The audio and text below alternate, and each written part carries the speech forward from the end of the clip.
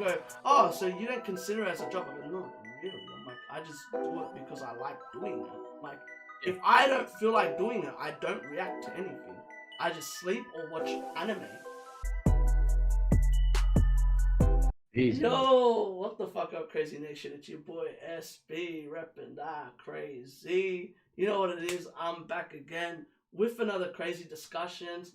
I am with Chunky Love, one of the finest, man. Shout out to Chunky. What's good, man? It's nice. Yeah, what's good, It's bro? nice to talk to you, man. Thanks for Nice having to me on, bro. talk, good, man. We had a little discussion before this just to get to know each other and stuff because we haven't really been planning this, but like I've known of Chunky for a bit. And like we've never really had a discussion until now, so it's cool to like actually have you on here, man. Like I appreciate it. Ah, man, thanks for having me on. So love, man. It's for the culture, like I say. It's for the culture, man. It's for the culture. Alright, man, like what's your like beginning? Like how did you like get into like the scene and stuff? Or like what was your beginning into like the music scene and stuff like that?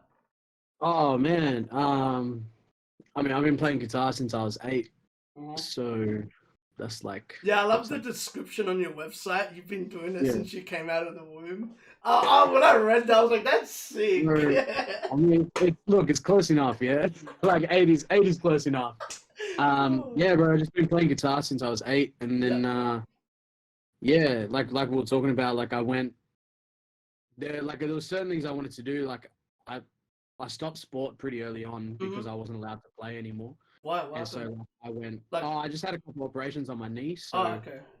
the doctor was like, Happens to everyone, my bro. Like, happened to uh, me. Same thing, yeah, knee injury. yeah, yeah. The doctor was like, bro, just stop. Like, just stop what you're doing, man. So then I went hard into music. Yeah. And then I was like I was playing guitar. I played Tamworth Country Music Festival when I was like, I don't know, Ow. 13 or something with a band. Shit. That's awesome. I went to like a Catholic high school, so I played World Youth Day Mm-hmm. at Big Top when I was like 16. And I was like, this is cool. Like, and like that was enough for me. I was like, okay, I want to I want to know the other side of it. I don't want to be a performer. Like, I want to know the behind the scenes. I want to know what these guys do because I'd Yeah. always liked, like the technical side of music as well. Mm-hmm. So I was looking around for different courses and stuff. So I found JMC Yep. and I did the bachelor there. That's where I met Mixtry. That's where I met Vivek, Yep. cheeky bastard. Fuck off. And we became mates there. We were working together. And did that, and bro, and then just after I finished that Damn. course, So you have no Vivic for ages. bro, we started in 2010. No, 2011. 2011 we started at What? JMC. Yeah. So Wow. That's I think I met him crazy. I think I met him in at the end of the first year or the start of the second year where we like became tight. So it's like a decade. So Pretty much. yeah, It's been a decade, like a solid decade. yeah, man, 10-ish years. Damn. Wow, that's crazy. See, like Um, that's crazy because like how I talk about you being the dynamic duo all the time, and it's like wow, no wonder why like you know each other like inside and out. yeah, we've been mates for ages, man. And then yeah, like when I finished AMC, I was always doing music, but I was working in bars full time. I managed a couple cocktail bars and things like that. So did that for a few years, working music on the side, and then made the change to music full time. And yeah, man, that's pretty much it. Just working 7 days a week and little sleep and just constantly working. Yep, that's what happens, man. I feel like a lot of Pretty much. people don't know like how much work you probably do behind the scenes and stuff, man. Yeah, but Uh, I don't really talk about a lot, but you know, just the it little is what stuff. it Like, alright, what got you into like where did you start getting into like the Oz scene and stuff like that? Like obviously because of like what you like studied and stuff like that. Like You mean like how did you start how like working? When did you start like working with like artists and stuff like that? um so I met the first person I probably worked with who released an original Hmm. was Probably Jerry. JS. Yeah. Whoa. Yeah. Yep. Yep. No, I think so. I think so. Damn. Yeah. So like I did like a bit of work, like when I was at JMC and stuff, and recorded a couple bands and things like that. Mm-hmm. And they released music, and that was cool. But I guess like this sort of scene, that Jerry would have been my first sort of thing. How long ago was this?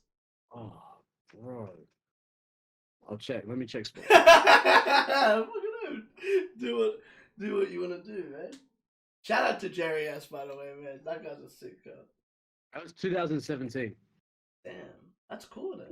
Wasn't even that long ago. It was like five years ago. That would have been. Was it a single? Nah, that was like an EP. Okay. That's cool though. Yeah. So yeah. Yeah, keep going. What are you gonna say?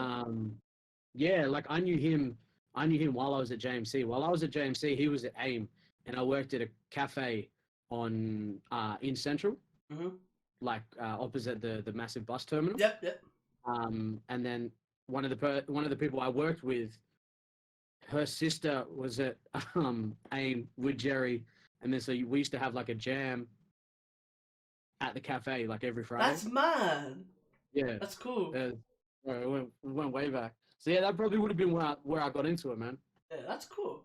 I like that. That's it's different, you know. Yeah. So like, when did you start working with like the Moses of the world and stuff like that? Like, was that Moses on its own? Yeah. Shit. So I was working at a cocktail bar in Crow's Nest, and then Cam and Toby, they were in a different band before Moser, and they used to come in on Sunday afternoons and get like fucking shit faced. Yeah. And I used to serve them, so like we just became mates and stuff, and they'd be in every Sunday, and then eventually we started talking about music and stuff, and I was like, oh yeah, I play guitar, I do this and that, and then where they had their studio, a room opened up from somebody else leaving, and that's so cool. I went and took that room, and so that's sort of where that whole thing started. That's mad. I like it. Yeah. And as well, you worked with Timmy Temple. Yeah, so they're all mates. They're all mates. That's cool. I didn't realize all that. I'm just looking through like your thing, cause like, you know, man, like I want to ask stuff that like even I don't know. So like hearing those type of stories and stuff is interesting. All right. Another thing is, what did you learn from fucking lockdown last year? Like, was there anything that you learned for like lockdown? Yeah, man. Nothing stops. Yeah, pretty much. 100%. It might look like it stops, but nothing stops. 100%. Like once you, it's like it's hard. Like it's hard mentally because you know that, like you don't see people, you don't interact like face to face with people. You sort of just have to, do your own shit. Yeah. But it also made me realize there's a lot you can do from behind a computer. Yep. Like there's a lot you can achieve. Even from a phone. 100%. Like I remember someone going, "Oh, but I don't have a computer." I'm like, "Dude, you can use your phone. Like Discord works on your phone." And they're like, "What?" And I'm like, "Yeah, okay, just use your phone." And then we did it, and bro, the audio quality was better than some people that had a fucking computer. Yeah. And I was like, dude, if I use my phone instead of using my laptop today, probably would have been 10 times better. I was like, dude, I'm like, what are you using? He's like, my AirPods. I'm like, what? I was like, bro, it's crisp. I'm like, sick. I'm like, yeah. What happens, man? Like, what I learned was, like you said, like, besides, like, nothing stops was, for me, I know I've said this, but I'll answer it again. It's having a backup plan. Like, this time, I was ready. Like, I had nothing, like, besides, obviously, reactions, but to me, like, I record that so often that I don't even feel like that's a thing anymore. Yeah. Like, I feel like that's just part of my daily routine. Yeah. Like, that's my day, and, like, people go, "Oh, so you don't consider it as a job?" I go, "No, really." I'm like, I just do it because I like doing it. I'm like, if I don't feel like doing it, I don't react to anything. I just sleep or watch anime. Or something like I play games with my mates, or I stream gaming and stuff like that. Yeah. And it's funny because like people go, you need to react. I'm like, I don't need to react to shit. I'm like, you need to wait. I'm chilling, man. I'm like, No. and it's funny because like when there's like honestly, when I take my breaks, I took a break before the first lockdown. Yeah. When I took my break, it was perfect. I was like, I'm gonna take a 2 to 3 month break, and I'm like, and I deactivated my Insta. No one's messaging me. I'm like, No way. I am, because I just wanted to relax. I just wanted to cool. I just wanted to be cool off. And it was mad because like this was like during December. This was from November. No, not November. September, like onwards. I came back the 1st of January on New Year's. I was like, Yeah. that's the goal. I'll come back on New Year's.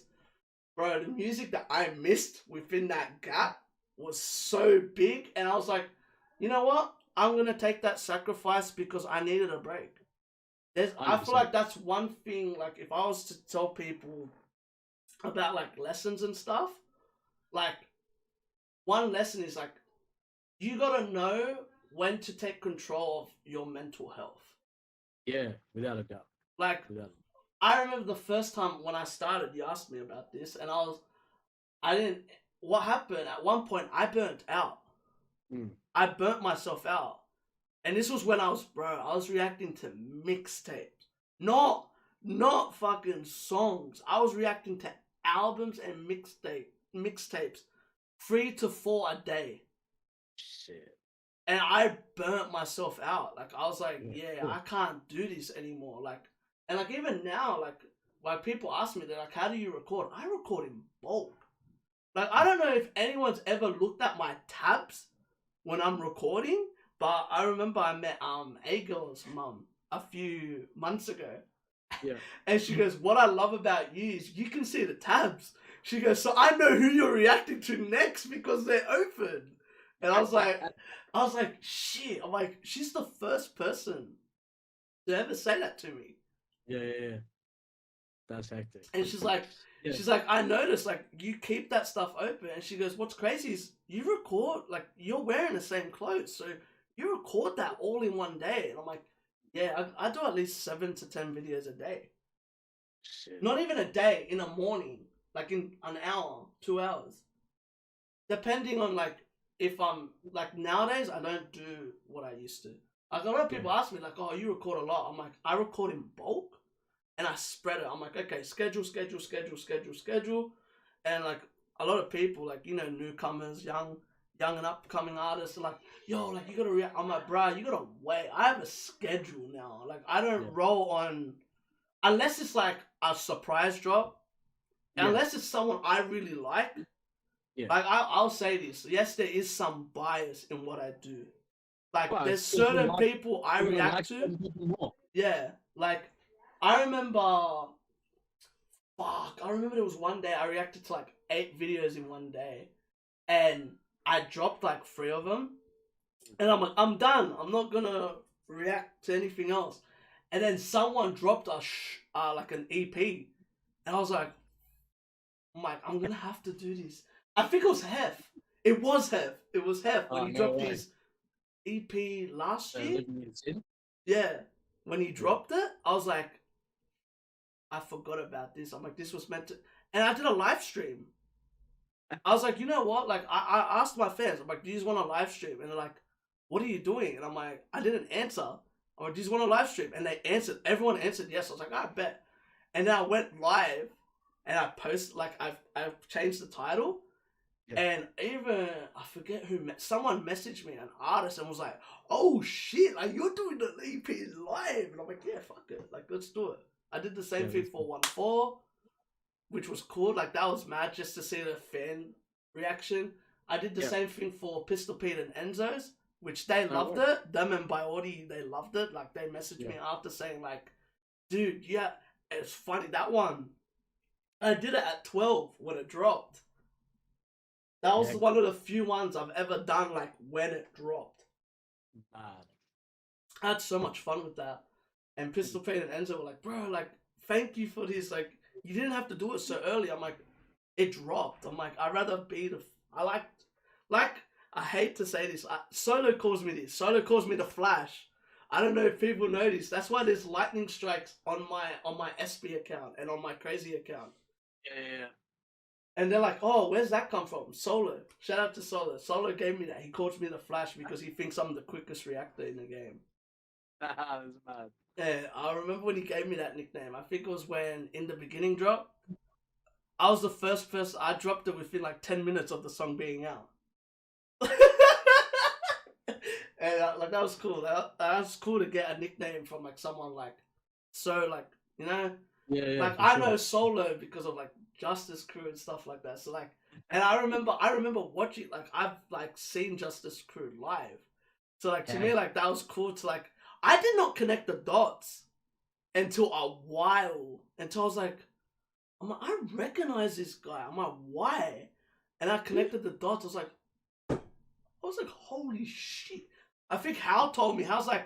He's like, yeah, he was in Justice Crew. I'm like, holy. I'm like, I didn't even notice like it was him until I was like, that makes so much sense. And I remember Latifah as well. That happened. She posted a throwback video of her on X Factor. I was like, I knew I recognized you from somewhere. I'm like, I was looking at you. I'm like, why do I know you? I know you from somewhere. Happened to 7-0 from Planet Vegeta as well. I was like, were you in Fortunate? And he's like, no. I'm like, yeah, you were. I'm like, I recognize you. I'm like, oh my god. Happened to A-Girl as well. When I first met A-Girl, Jessica Jade. Because I remember, I back in the day, I used to watch like X Factor, Australian Idol, and stuff like that. So like, even like recently, I did a reaction to Filler, which he did a track with Stan Walker. Yeah. And Stan Walker messaged me. I was like, dude, you must love my music. He goes, you were talking about Black Box. He goes, you were talking about stuff that was like when I just dropped after X Factor, Australian Idol. And I'm like, yeah, I remember I voted for you to win an Australian Idol. And he's like, holy shit. He was like, this is awesome. Like, it's cool to talk to like the people that like you've actually seen. Yeah. And like to see him, like to see like how he's grown from back when he did that to like what he's done now. Like it blew my mind. I was like, this is so cool. Like another one was Jai Westford. I met him at where did I meet him? I met him at Mason Dane's gig. Mason Dane and Asher did a gig. Yeah. Right. And I was just chilling. I was talking to Manu, and I'm looking. I'm like, I know this guy. I'm like, whatever. I just ignored it. I was like, whatever. I'm talking to Manu, and Manu's like, yo, what's good, Jai? And I'm like, fuck, that's who it is. I'm like, and like, I stopped him, and I was like, oh, I'm like, fuck with what you do. Like, I've been a fan of yours since like when you started, like not when you started, but like when you first popped up on TV and stuff. And he's like, oh yeah. He's like, what songs did I sing? And like I named them, and he was like, oh, like shit, like you know my music. And I'm like I remember after like the X Factor thing, like it kind of like went fuzzy. Like there wasn't really much about him. And I remember at one point, like I said to him, I'm like, to be honest, I took a break from your music. I'm like, I don't know why. Like I just started to adventure to like different sounds and stuff like that. And he's like, nah. He goes, but have you been keeping an eye on what I do now? I'm like, yeah. I actually fuck with your music. I'm like, I'm shocked I haven't reacted to you yet. And he's like, and he looked at me. He's like, that's where I recognize you from. He's like, you do reactions there. I'm like, yeah. I did just state that, but yeah. And it's cool to know like they know me. Like I had a crazy experience with a rugby league player.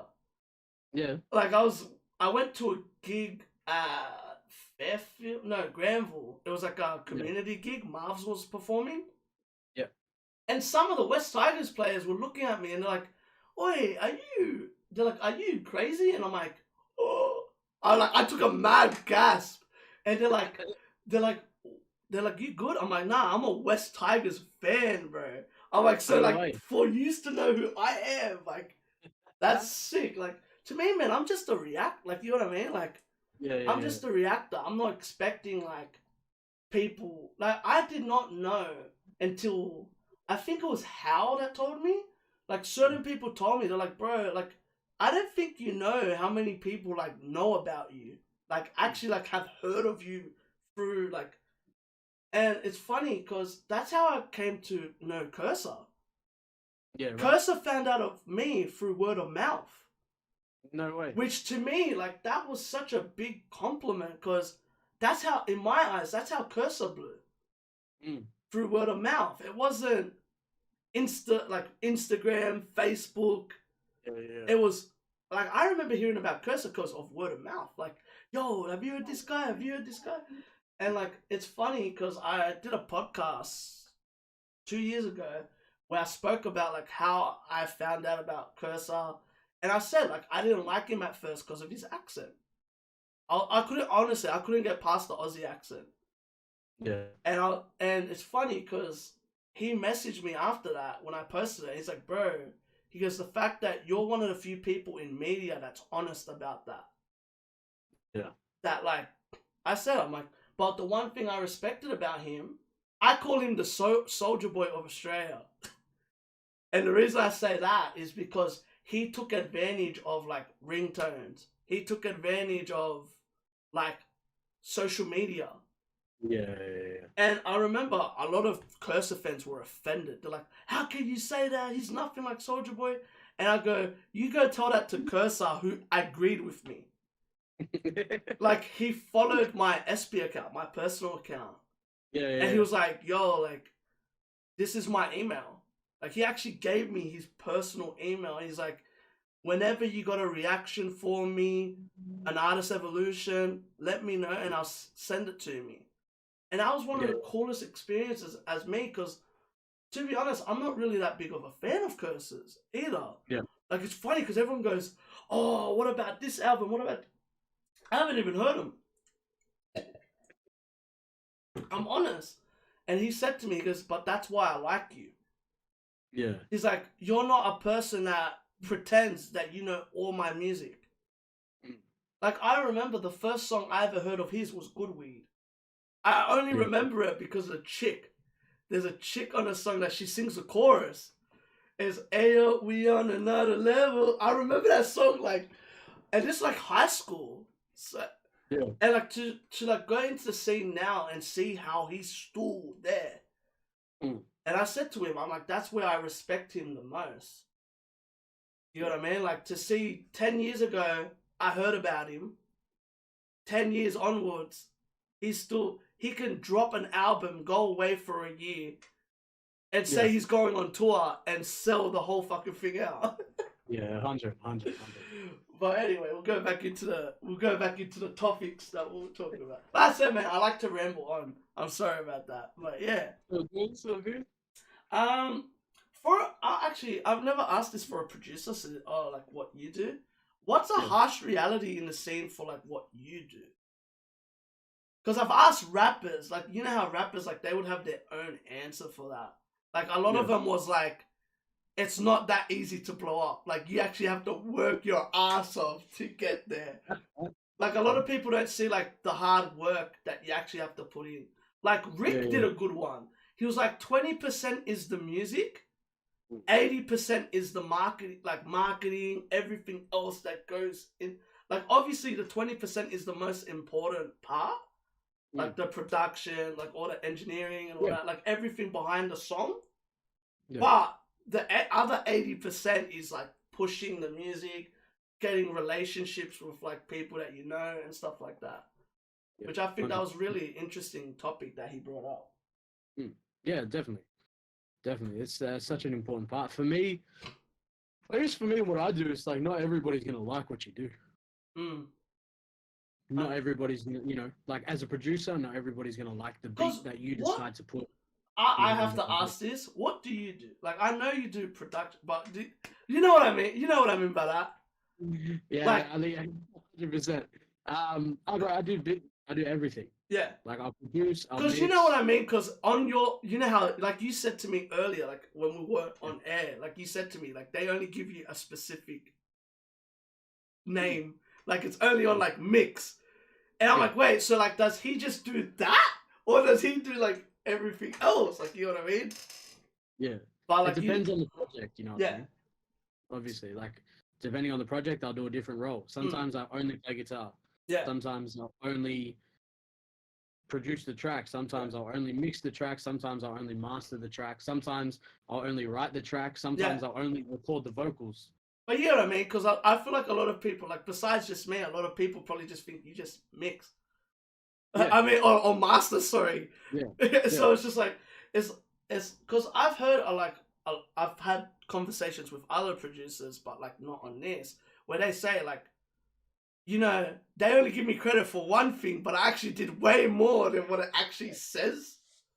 Yeah, I mean, yeah, it depends on, like I said, bro, it depends on the project, you know what I mean? But I feel like and that's then, like clearing it more for like the fans and me as well. Yeah, 100%. Like I can do all the parts of it, Yeah. but it just depends on the project. There's just certain parts that, like, obviously, that what one part they require, you can, like, you do. Yeah. Yeah. I just wanted that because I feel like that's a great explanation. Yeah. But yeah, like, I agree with you with that, though. Like, I've seen I've been around producers where it's just like, no, like, or even like managers, like people that like work with the artist stuff, they're like, actually, no, I don't like it. And it's just like, ooh, this is interesting. And I've seen producers just go, okay, go. Yeah, cool. Like, go. Like, yeah. And, like at that point, like you have to, like, in those sort of scenarios, which I think like is a counterpart to that, where it's like you have to check your ego. Yeah. In those scenarios, it's like it doesn't mean they don't like you. Yeah. You know what I mean? It doesn't, you know, it might. I don't know. It might mean like they just don't like one specific thing as well. Yeah, and maybe, you know, they've heard the demo too much, and what you did otherwise isn't right, or maybe it's just not right. Maybe the song's not right for what you were thinking. Their vision, like, at the end of the day, if somebody doesn't like what you do, no harm done. Yeah. Like, you keep doing you, though. You know what I mean? Just keep doing it. Yeah. Somebody eventually will like it. Like, I feel like one thing in the scene. Yeah. I feel like one thing in the scene, like, I tell a lot of artists, and I think you've heard it a few times as well. Bro, like, I tell, like, you know, like how they always ask for, like, advice and stuff? I always say, I'm like, you need to find a producer. I go, no. And they go, what's that supposed to mean? I'm like, trust me, M has said it. Every big artist says it. Once you find your producer, it's different. Like, it's a different level of like the understanding between an artist and a producer. Like, I feel like that's a very, like, you know how I always say, like, you and Mixry are like a dynamic duo? That's like the head dynamic duo. It's like when an artist can and a producer can, like, they may conflict sometimes, but as well they can still be honest with each other. Yeah. I feel like you're like the most, like, a producer is the most honest critic to an artist, if you know what I mean. And an artist is the same way. Like, you're meant to have that relationship where it's like, yo, you know what? I don't like this, but then you could be like, yeah, but you know what? I don't like this. Like, I want you to say it this way. You know what I mean? Like, I've seen heaps of parts where that's happened, and then the person does it the way, like, they actually work together, and it sounds sick. It's like, I've been in like studios where I've seen that happen. I've never documented them, but like, I've been in studios where I was like, I've seen artists just be like, yeah, but I want this, and the producer's like, yeah, but I want this, and I'm like, okay, but how do I'm like, let's watch. I want to see how these two work it out. And it's interesting to see, like, sometimes it's just like, it will be an argument, but it's just like, they'll go out for a breather, come back in, and it's like, you know what? Let's try it. We'll try it both ways. And it's fucking crazy. It's cool to see. Like, I feel like a lot of people, that's one thing people do not see at all about the scene. 100%. Yeah, I think, like, from a producer's perspective, like, the one thing you can do that will, like, you know, make somebody annoyed at you or make somebody not want to, like, work with you possibly, is straight out refuse their ideas. Like, if an artist is like, oh, hey, I just wanted to see if we tried it like with this melody, and they sing a melody and it's like as a synth or something, or can we put the drums here, or can we change the drum pattern? It's like, you might in your head already hear what they're trying to do and be like, nah, this isn't going to sound great. But give them that time. Let them hear it for themselves. Like that's all they want to do is just hear it and know that it's not the right choice. Yeah, it might take longer, but in the long run, they'll be like, "Nah, you know what? He let me try every possibility. Like we tried everything." And then that's where the trust becomes a thing. Yeah. Because you start to trust the person more, like their instinct, like their idea. Like besides, obviously, like you're willing to listen to their ideas. The artist starts to trust you on like your decision making as well. Yeah. It's like a teacher thing. It's really a learning thing. It's a learning curve. And I've seen that happen so much where it's like little arguments. I'm like, bro, just give him the chance. And then I'll just like, whenever an artist will go out, I'd be like, dude, just try it. Fuck it. Like, and he's like, yeah, but my time. I'm like, I understand. I'm like, bro, like, and like, it's cool. Like, I have a relationship with producers like that where I could, dude, you never know. I'm like, it's just a draft, right? And he's like, true. He's like, we're not even recording yet. It's just like, obviously they're recording, but it's like, it's not like their full time, like, final vocals or anything like that. And he was like, all right, let's try it. And then it happened. And it was like, it worked. It was like, oh shit, like this is actually good. I'm like, and he's like, it's funny because the producer's like, how did you know it was gonna work? I'm like, bro, I listen to drafts all the time. Yeah. I go, you don't remember, I get drafts more than I get a full song. I don't know. I rather that, honestly. Like I've heard people send me drafts and then the full song, no offense to certain artists, the draft sounds better than the song. Yeah. And I remember Malik's one of them. And I've said this to him. So like this is an ongoing joke between me and him. Yeah. And I've said that to him and he's like, and it's funny, like he's working with this young kid nowadays called 13, young producer. Yeah. And he's like, come on, show me the drafts then. And then he heard the drafts compared to the full song. He goes, to be honest, some of the drafts are better than the songs. And it's just funny. It's an ongoing joke between me and Malik. I love you, Malik. But like, it's an ongoing, because there's sometimes like, you know how, I feel like there's a lot of people that they put too much, like especially nowadays, a lot of people just put too much like tuning, like auto-tune and all that stuff. And like, for me, like, sometimes I really like, especially like, oh, whose track was it? There was a reaction I did the other day. And someone put way too much autotune on the person's voice. And I was like, this chick's meant to be a singer. Like, I've heard her live, a cappella. She's got a voice. And it's funny because my chat was saying the same thing. They're like, rah, like, what did you do? Like, no, like, why put so much autotune on someone's voice that has the generic tone? Yeah. And I remember, like, I spoke a lot, how I told you about how I reacted to 070 Shake. She's the perfect example of the opposite of that. Her voice is so unique because I've spoke to her producers. Like, I've actually spoken to them, like, sat down and like this, like, spoken to them. Yeah. And they say to me, they go, the one thing that we want to do with her is whenever it's like in the middle of a note, we take the auto-tune off. So you can hear her, like, I remember, I don't know what song it is. There's a song called Honey that she's done in like her 070 project. And you hear her voice. Like, you can hear a little bit that, like, they add auto-tune a bit, like, on the end of her parts. And I remember saying to him, I'm like, that's such a unique thing to do. Like, you know, you don't have to put it all over the vocal. You can just put it on, like, a touch on the end, and it would sound sick. And I remember saying that to some artists. And they're like, what do you know? I'm like, oh. I'm like, cool. And then they tried it, and they're like, bro, like, how did you know this? I'm like, dude, like, there's some stuff that, like, because I talk to producers. I've been very lucky to talk to a guy called Kraayziie, who was 070's producer. He helped produce on some of Kanye's albums, like the recent ones with when he started to work with like Shake and that.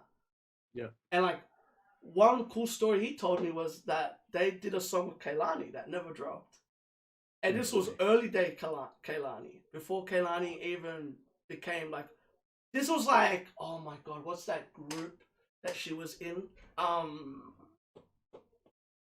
This was Heartbreak Game Kalani. So HBK Kaylani.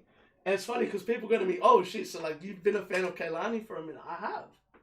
And like, Yeah. and what I learned was little things like that. Like I've actually sometimes like I've never been credited. I tell artists, I'm like, I don't want to be credited because then people are gonna be like, oh, like yo, we need to get SB to like studios Yeah. and stuff like that. But it's like I don't ever want that. Like I've actually I've helped a few Americans that like I know, like I've met personally. There's this one girl that I know. She's not big, but like she's gonna start. She's getting there. Like nowadays, I I don't want to say this because I feel bad, but like she needed help with like getting studio stuff like to record. Yeah. I asked her. I was like, how much? And this is Yeah. and a lot of people ask me. They're like, oh, so this is why like you're learning how to do like how I told you about production and stuff like that. Yeah. I'm learning it because I have the programs because I've had the programs since I started doing this because I bought that for her. I bought her Yeah. like FL and stuff like that, like programming stuff that she needed.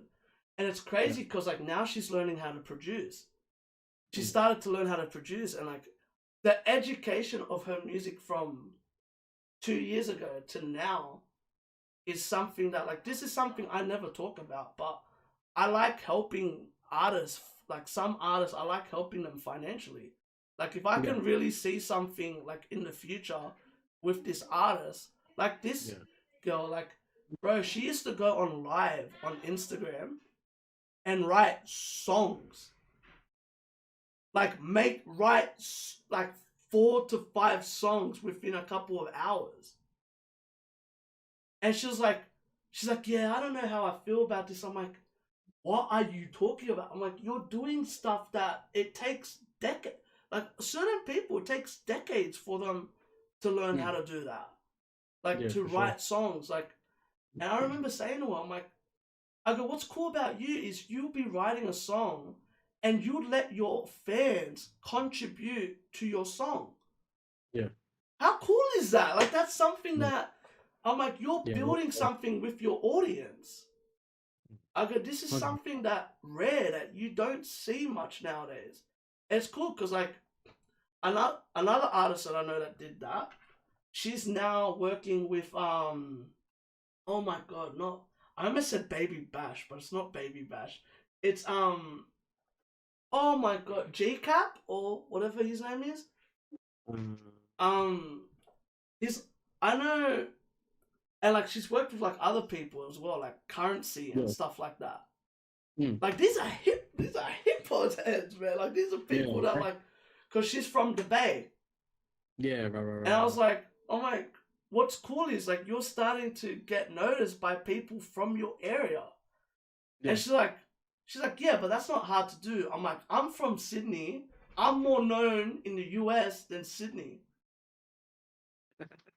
and she's like, yeah, but I'm like, not yeah, but I go, you'd be surprised. It's easier to grow overseas than actually in your own country. I'm like, your own country is gonna be a more of a critic than overseas. And want to know how I know that?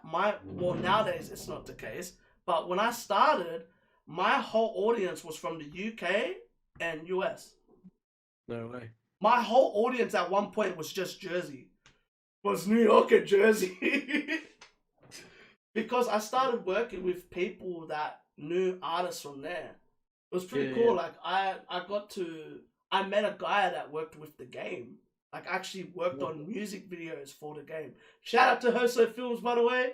That's the homie Hoso Films. He literally did like biographies, like not biographies, videographies for him. Shit. Like he actually followed the game in like Europe. Do you remember when the game dissed Mink Mill? Yeah. He did his music videos. Ah.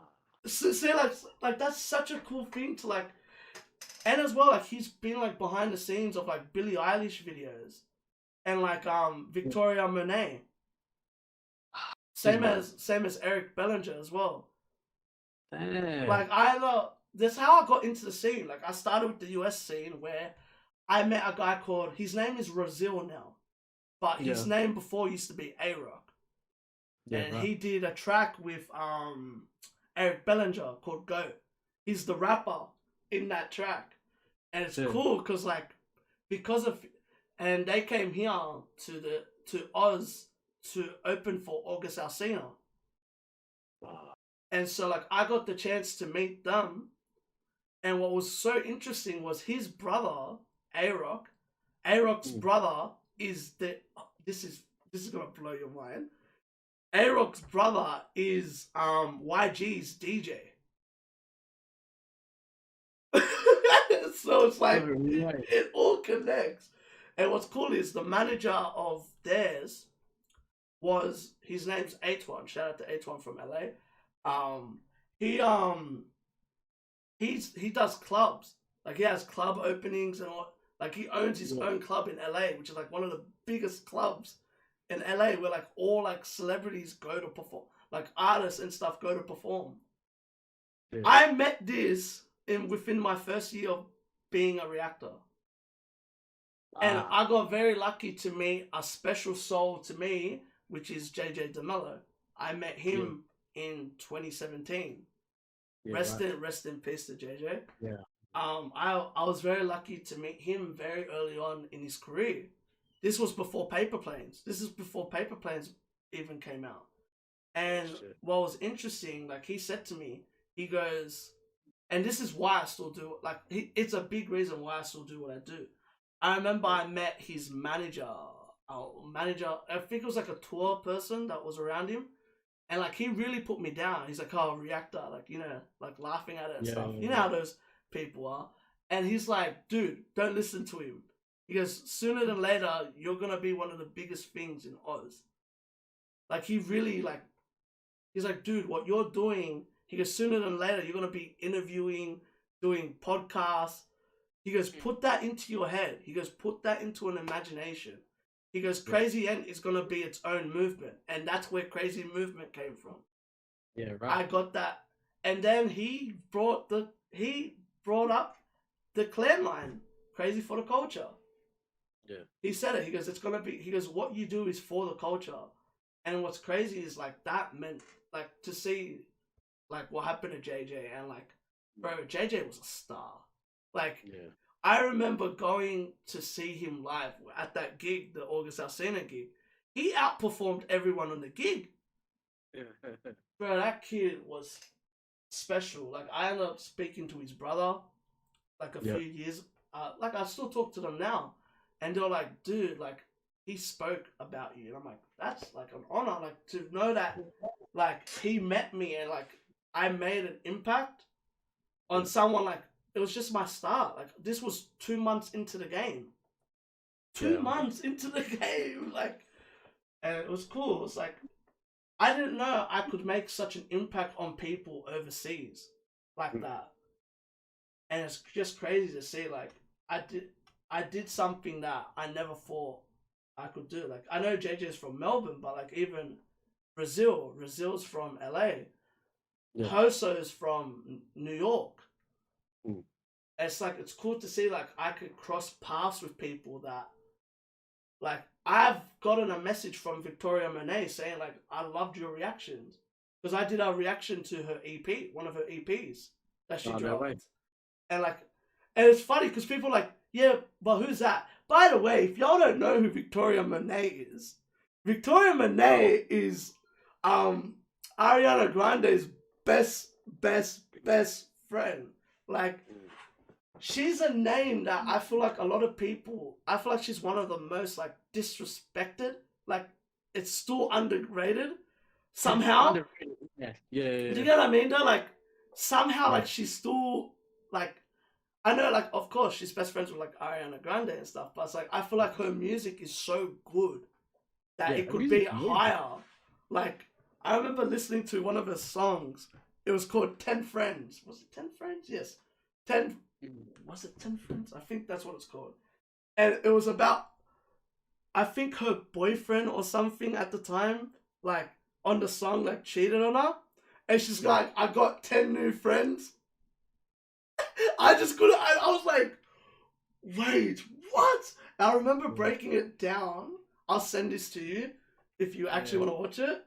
It's Yeah, hilarious, 100%. bro. It's hilarious. Like, and she's just talking about her fingers. I'm like, how her fingers do way more than her boyfriend ever did.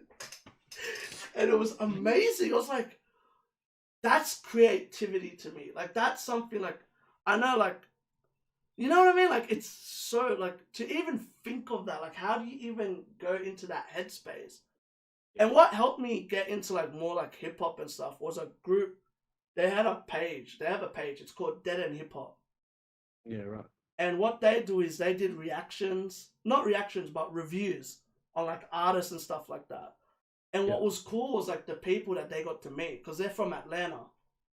Yeah, okay. So they got to meet, like, Big Crit. And, like, yeah, like, names like that, like, Yeah. that they got to meet, like, Joey Badass and all that stuff. And that's what influenced me. I was like, this is cool, like, this. And they introduced me to an artist called Elzai.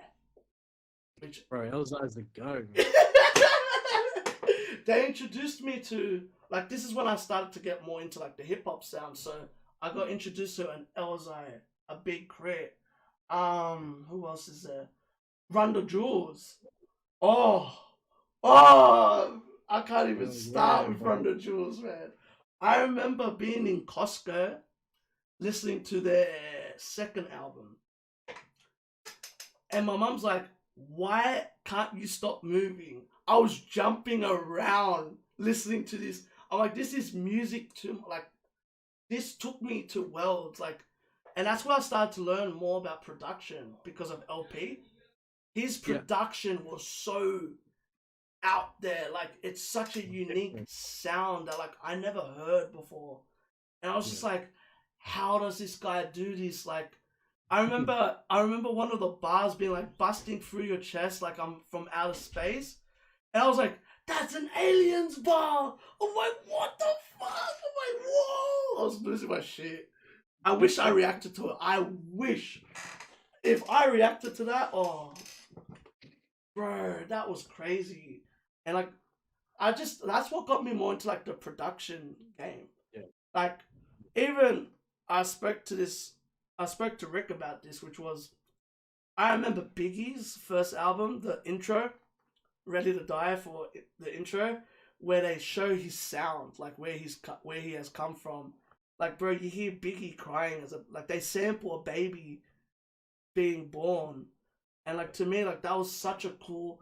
Like, I feel like if there was one thing that I would want the Oz scene to do, is please record what's around you. Yeah. Like, cause I remember listening to Biggie, Ready to Die. It took me to New York. Illmatic, it took me to New York. Like, there are those albums, like the West Coast albums, like Snoop's album, Dre's albums. They all took you to their city. Yeah. And I feel like that's one thing that, like, Australian artists haven't really done. Pax does it to a very extent. I've seen him walk around the city and just press record and pick up sounds from the city. It's so cool. One of the few people that's done it was Isaac Perel. Yeah. He did it on the Blacktown line.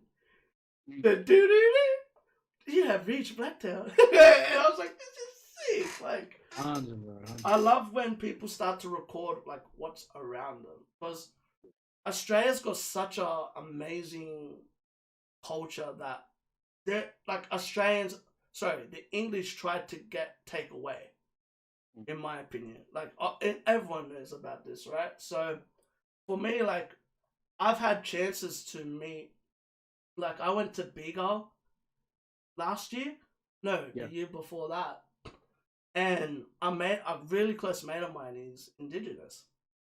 Yeah. And, like, he would tell me, like certain parts where you can't go. And I was like, this is like, I want to know about this. Like, I want to learn about your culture.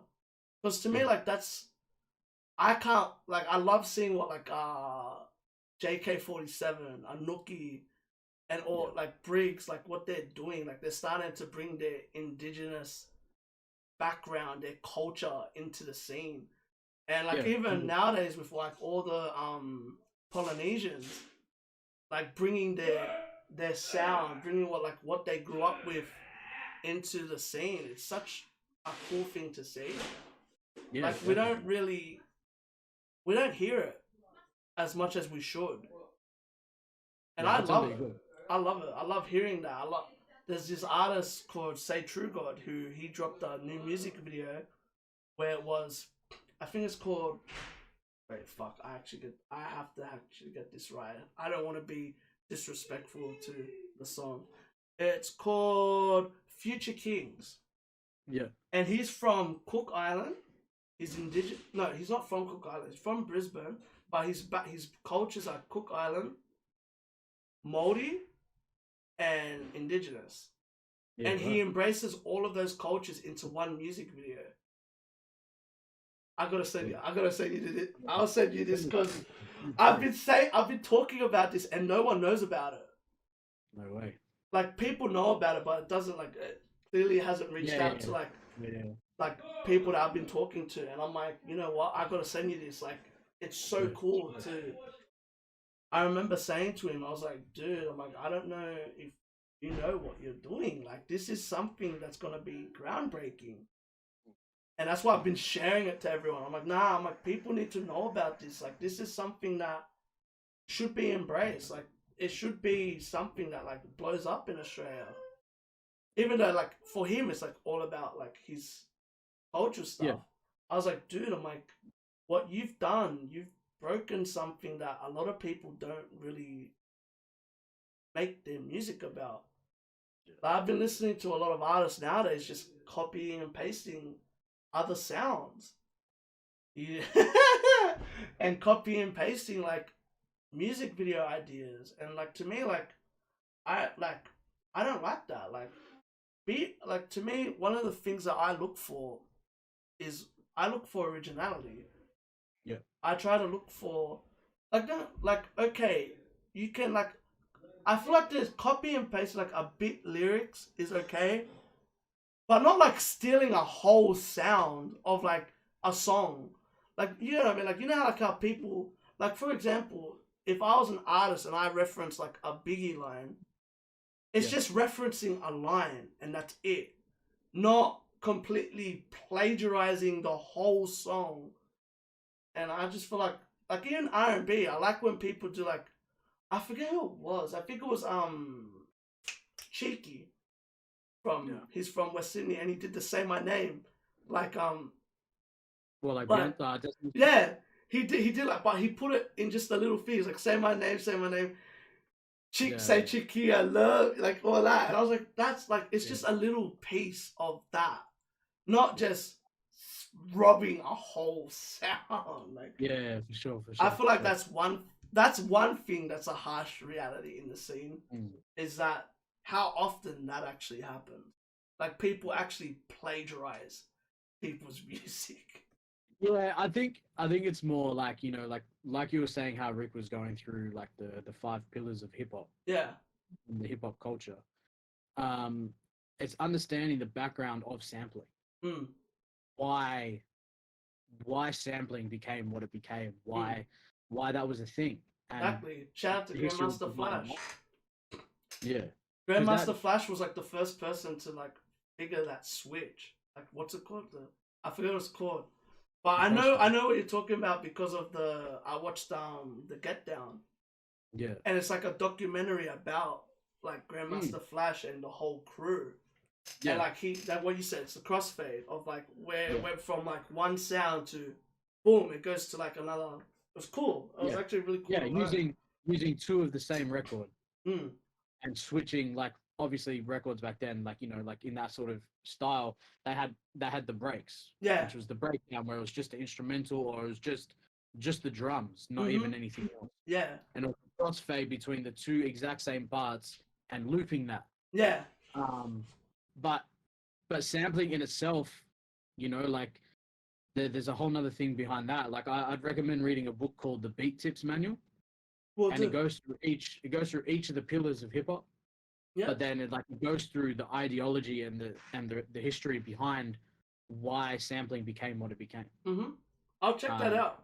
I yeah, like learning about that type of stuff, man. As you can that tell, bro, that book, man. 100%. I'll Like check it out you'll be like, oh shit, then. oh this is like a whole thing. Yeah, I'll check it out, man. I like learning about that stuff, man. I like learning Yeah, about new things that I would never learn if I didn't talk to a person like you and stuff like that. You know what I mean? All right, yeah, 100. I got a two-part question, but I know you're probably gonna answer it in one part because everyone else has answered it in one part. Yeah, So, what's one thing that artists or producers, up to you, what you want to answer, yeah. focus on too much in the scene or like in just music in general?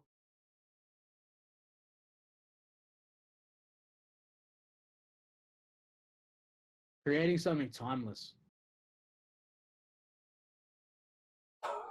Yeah, That hit. Because yeah. you're not wrong.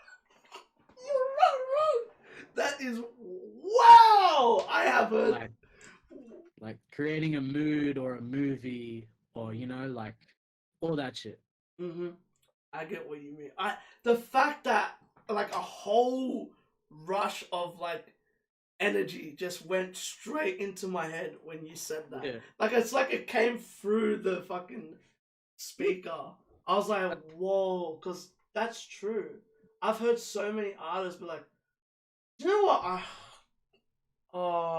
Okay. I'm gonna go back to the harsh reality thing. Yeah. All right. I don't want to be offensive, but it's gonna show out as offensive. Not every song you ever drop is the best thing I've ever heard. I hate when I get messages from artists being, I don't hate it, but it's like, yo, this is the best thing you've heard since la la la la la la. La." It's like, bro, just be like, this is a track. Can you listen to it? Yeah. Don't endorse it like it's the greatest thing ever. Like I feel like that's a thing. Like you said, that's a big thing where a lot of people are like, this is groundbreaking. This is gonna. And it's like, what's worse is when you put something onto a pedestal, because what happens is when it doesn't hit that, a lot of people won't, might not trust Well, you again. it's also like your idea of the greatest song or whatever, Yeah, and my idea or the artist's idea completely different. 100%. You Like, know I what feel I mean? like Like it's better to just be like, yo, check this out. Like, like 100%. Like I say to people when they message me, I'm like, if you don't talk to me like a human, be like, hey, what's up? Before sending me stuff, I don't even give you the time of day. Yeah. Honestly, like when people message me and be like, yo, like how you been? How's your day? Oh, by the way, if you're ever free, like check this out. If you message me like that, you have a way better chance of getting a reaction than just being like, link. And I'm just like, okay, what's link? Yeah. Cool. Yeah. So half of those messages, I wouldn't even lie, I leave unread. But I see it. I'll be honest, there's people I look and I click on their thing, like there, to see, like, I would look to see, like, for example, actually, perfect example, an artist, an artist that I know, right? Yeah. He was advertising one of his new tracks. You know how people just post the cover Yeah. and it's just like, this is out. I Yeah. remember, and I said to him, I was like, dude, post a bit of the track. I'm like, and he said, he goes, I'll do it next time. He did it the next time, and he messaged me. He's like, bro, the interaction was way more. I'm like, dude, because what you're doing is you're giving them a taste. Yeah. I'm like, it's little things. Like you don't have to just like tease people anymore and be like, this is it, and that's it. It's just a cover, and it's just like, well, can I hear it? Like, you Yeah. know.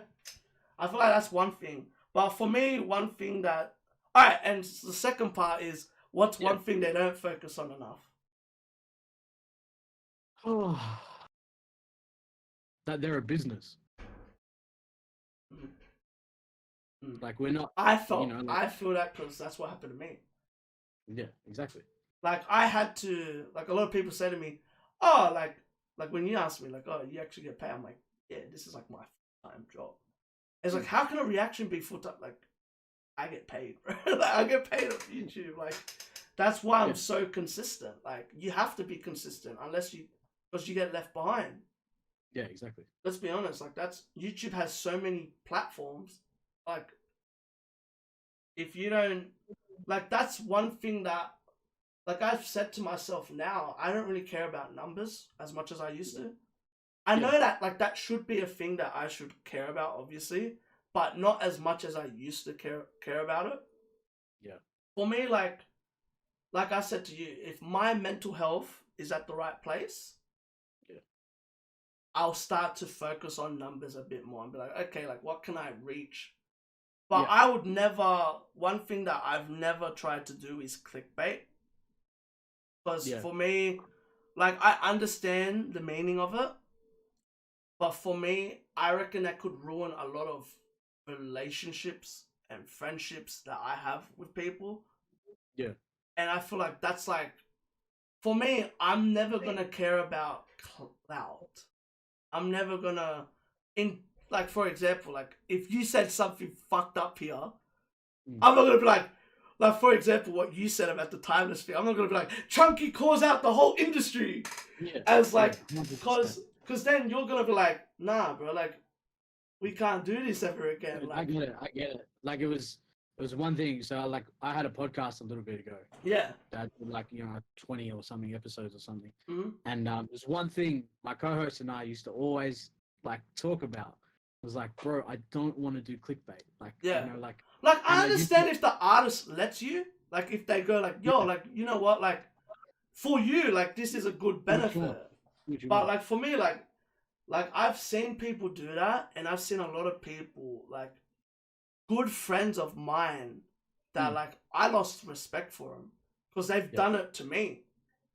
yeah, yeah, yeah, yeah. Like I remember someone, I'm not gonna say the name, but they clipped something that I said about, I think it was A Girl, and I was like, what I like about A Girl is that like she's so, what's the word, like confident in Yeah. herself, and like the way that she like portrays herself in rap is like I think it was her bars, not Mm. bars of steel. Yeah, it was her bars of steel, or Yeah, the Triple J thing, and like how she called out like people, like she was like, this is like, and I remember someone clipped me and was like, SB reckons A Girl's the best female in Oz, like no, the best artist in Oz.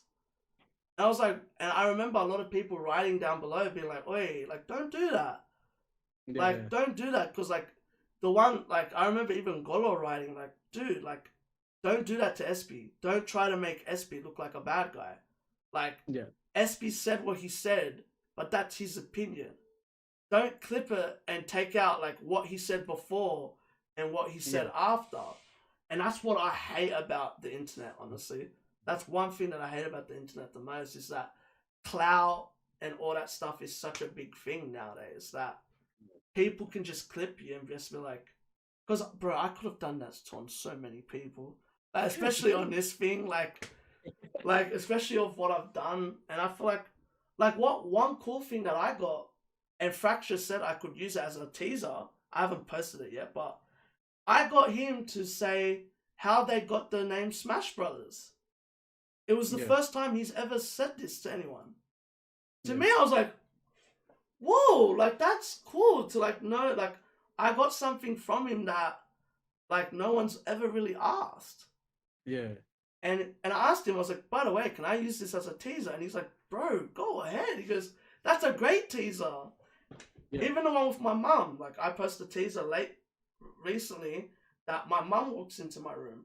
And like, and it's funny because I said before, I'm like, this is unfiltered, unedited, all this shit. And then my mum comes into my room and tells me off. And I was just like, I'm like, perfect. I'm like, but that's what I want people to know. Like, I want people to know that this is what it's like. This is the energy. It's gonna be raw. And I feel like I feel like a lot of people nowadays, they focus too much on like what you say, like it's like the editing and stuff like that. And a lot of people just don't like to be themselves. Yeah. Like I was talking to Fracture about Artie, the guy from the UK, Yeah. Yeah. and Yeah. I love what he does. Like I remember, Yeah. and it's funny because like it's the same thing happened with 1-4. A lot of people would message me and be like, "Why are they so big?" I'm like, "Cause what they're saying is real. Yeah.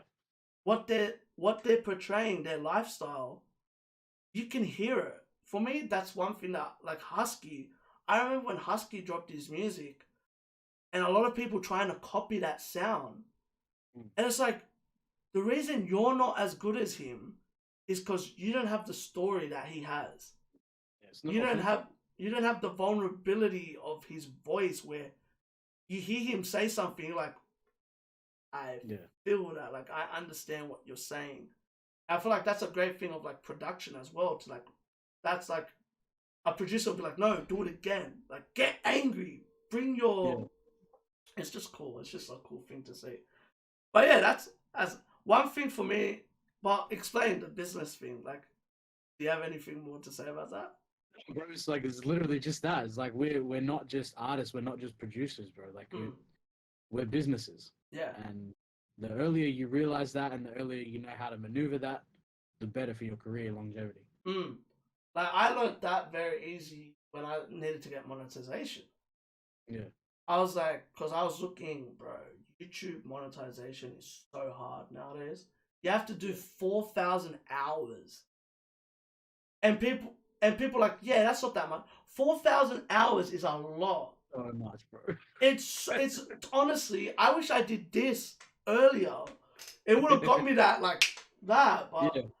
I 100. and that's where I started to do those mixtapes.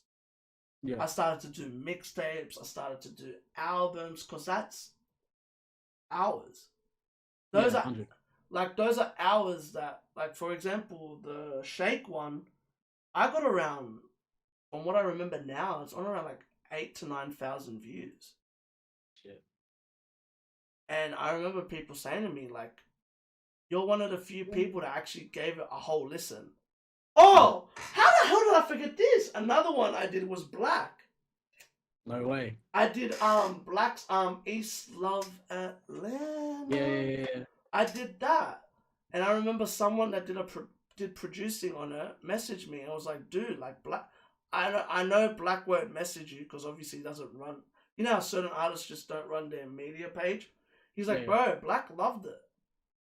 He's like, he loved like your reaction. What was cool was it didn't even get copyright. Like, so I earned some, Oh, little blood. from that. So that was like such a Yeah, cool that's good. thing. It was so cool to react to Black because Black is to me, I reckon Black is such an amazing artist. And especially on that, like he told a story. Yeah, definitely. Another one that I wish I disputed it, but I never did was Russ. Oh, really? I reacted to There's Really a Wolf, No which way. was his first album. And Yeah. I'll tell this story about Russ. I went to a gig of his. I found out about Russ before There's Really a Wolf. So this is before he got co-signed. This is before he blew up. Yeah. And this is why I said to you, I'm like, why I relate to him so much because like I've practically seen his growth from like.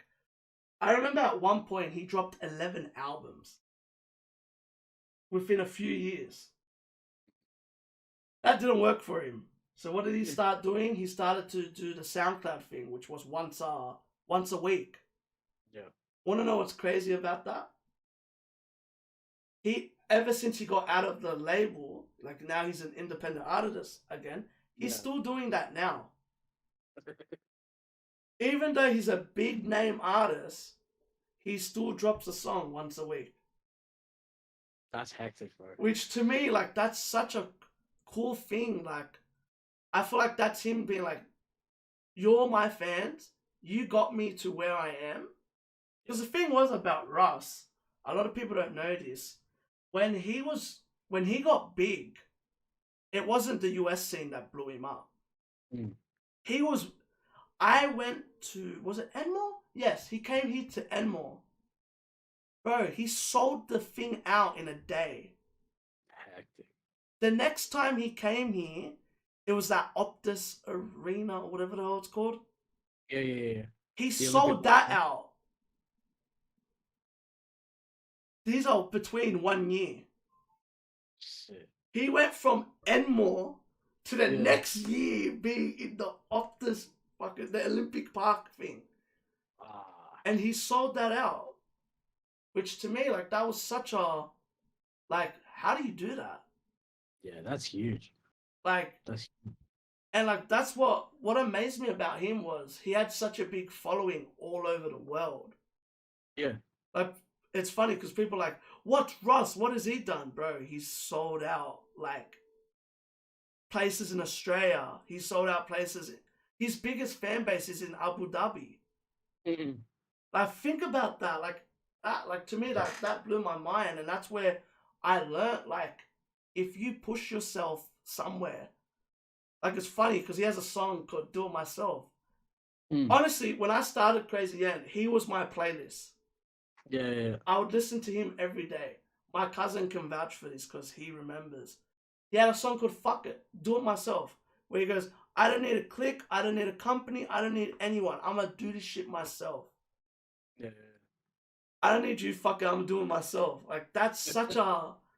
And when I heard that, I was like, wow, like, this is interesting. Like, I've never heard someone embrace themselves like that. It was like a give out mentality. It was like, yo, like, fuck you. It's like, and one of the biggest songs that changed my life was a song called Exposed, which he dropped this the day before he performed live in Australia. I'm gonna read you out. I'm gonna read out a few lyrics Yeah. that he says in this song. To me, I read this to a lot of artists because you know how a lot of artists be, like, they always talk about how, like, they're gonna be big and all this stuff, right? Yeah. And this is the opening lyric.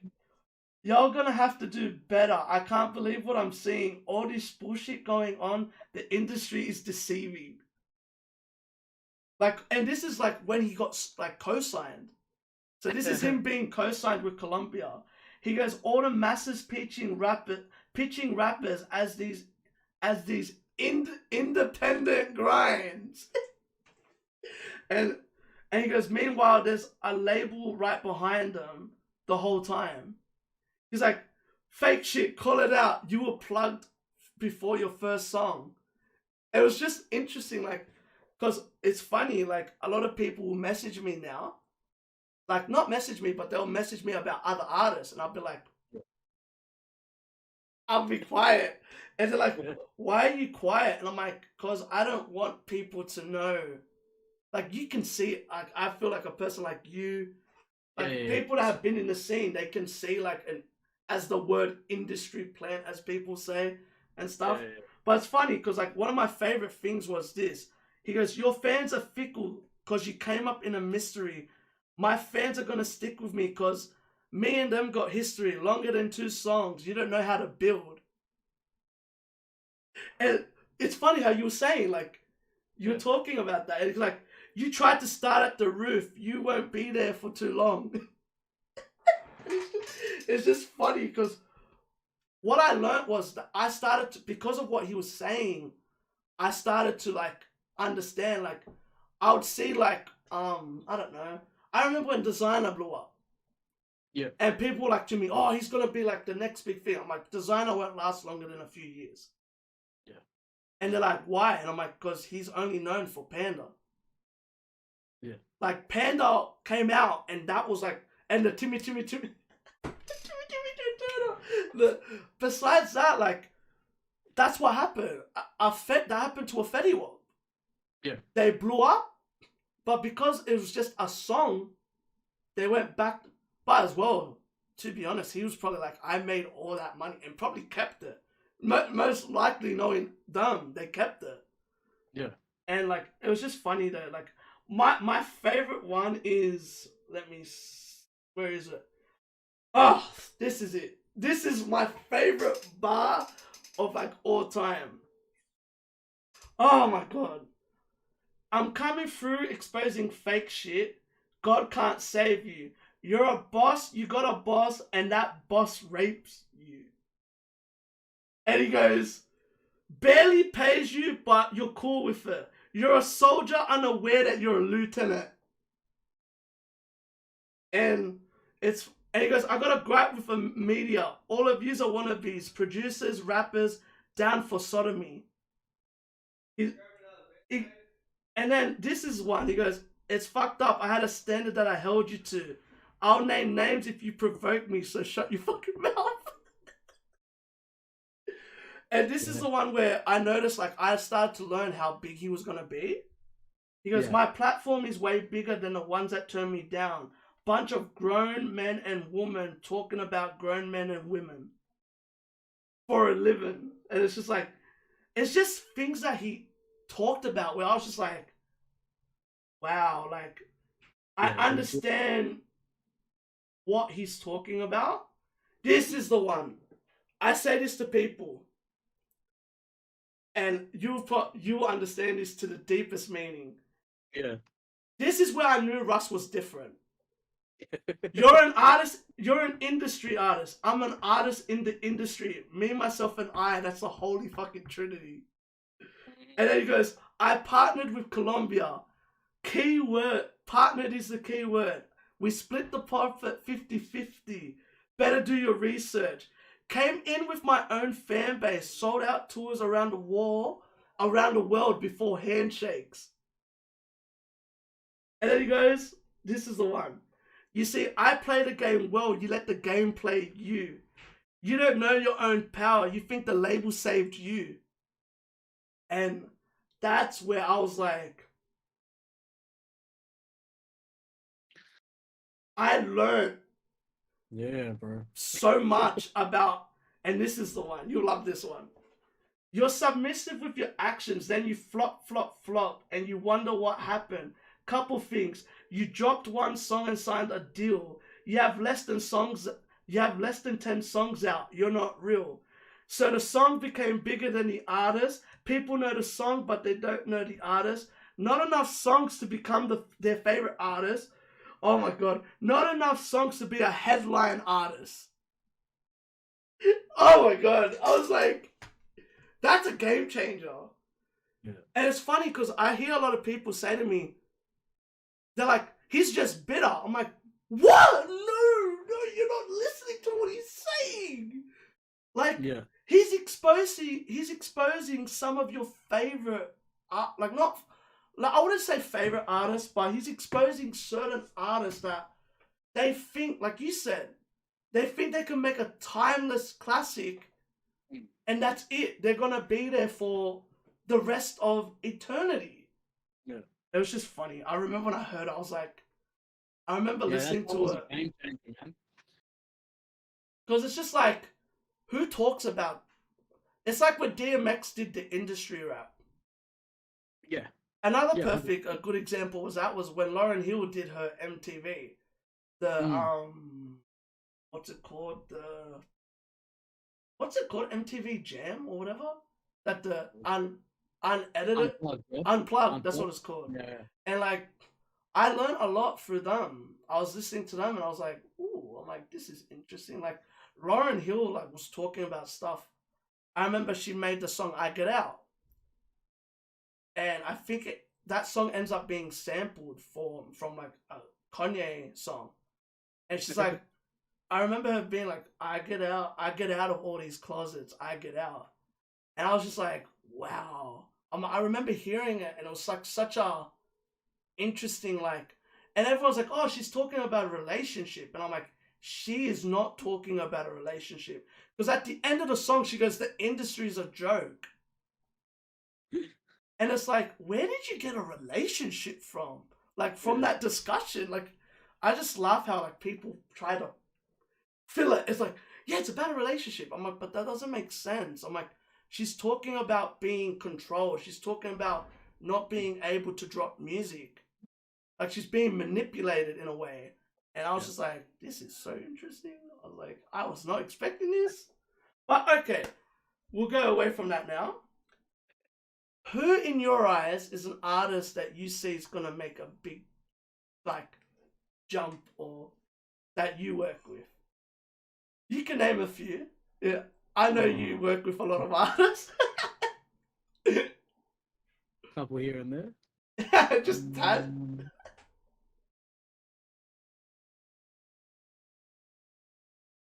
I don't know. Honestly, man, I don't know. Mm, Like we were talking about, there's so much more than just the music that goes into it. yeah, So, I get you. like, at a lot of the stages for a lot of these artists that I work with, like, it's still the beginning. It's like a learning curve and stuff like that. Yeah, they're still developing. They're still finding their sounds. They're still doing all that. Yeah. I'd want to say all of them, Yeah, obviously. 100%. There's a reason why I work with them. Yeah. You know what I mean? No, that's fine. That's a good answer. Yeah. It's like you're, like you said, you're in the part where like, see, like I've seen a lot of people answer it, and I'm like, what's the definition of like being next? Like for example, a lot of people do next up type of stuff, right? Like playlists and stuff. And I'm like, to you, like I've seen like a lot of other not labels, but like people that do what I do, Yeah. and they're like, these guys are next up, and it's like, I'm looking at the people and I'm like, but what's your definition of being like next up? Yeah, exactly. Like, for me, my definition of next up is like, they're like on the come up. Like they're not really getting like gigs or anything. Like, you know what I mean? Like they're not even getting that opportunity. They're people that are like you're like, they're like in like the learning curve. Like they're just starting to understand how this industry works. Yeah. Like I've named a few before, but it's like starting to change because I'm starting to think that way. Yeah, 100%. Because like some people have named like industry artists. Mm. Like someone's like, "What about Day One?" And I'm like, but I feel like I wouldn't say he's there, but it's like he's got his fan base, he's got his audience. Like for me, like when Kid Laroi, like I remember saying about Kid Laroi, I'm like, when 413, whatever the fuck it's called, came out, his mixtape came out, EP, and I said, I'm like, I see him being next up. And people were like, what's next up? I reckon he's gonna blow. Like, it's just, and then I was talking to Rick yesterday, and Rick was saying, well, he's the hardest worker that he's ever met. Yeah. Like, for his age, and what was one of the coolest ones, he spoke about Becca. Yeah. And I want to actually ask you about Becca. Yeah. Because there's something that he brought up, which was, Becca's a student of the game. Yeah. Like she's willing, like since you obviously know her, right? Yeah. Like since you like know her and stuff, what was something that you learned, what's the word? That like surprised you, like when you met her? Because like he was saying like how she's so much of a student of the game, like she would watch like you in the studio and like be willing to learn what you do. Yeah. Which to me, like, that's such a cool thing to like it's, to her, it's like more than just music. Yeah. If you know what I mean. Yeah, no, 100%. And I think that like that didn't come for me. That didn't come straight away. Mm-hmm. Like, you know, I think it took a while for us to like, you know, well, not a while, but it took a bit of time to get comfortable and of course, comfortable in the studio and stuff. But then when she did start wanting to get into production and like wanting to learn more, and like she'd always ask questions, and she'd always ask about how I record her vocals, or like, you know, how I do this or how I do that. She was always asking questions. Mm. And then, you know, like wanting to constantly learn. Like sometimes we'll have sessions where we won't work on a song for her, but we'll just go through maybe some idea that she's started producing. She's like, oh, I'm like, I started this beat, you know, that's like, mad. tell me what you think. And then that whole session, we'll just go through that beat and we'll be like, all right, well, if it was me, I'd use this sound, or, you know, have you tried something like this? And like go through it like that, and like, you know, go through the process. Yeah. And and the fact that she's down to do that. You know what I mean? Yeah. Because that's different. Like, I wouldn't say it's different, but it's like, you don't, like, from what I've seen with art, like, the artists I've been around, I've never seen that. Yeah. But when you look at, like, photos, like, whenever she posts videos or anything, like, with you, or you would share a video or something, Yeah. you see that? Yeah. Like, I learned that. Like, I was like, since I've been, like, following, like, her since, like, since I've heard of her music and stuff, Yeah. I spotted that about her. I was Yeah. like, wow, like, she's willing to do stuff that a lot of people don't do. Mm.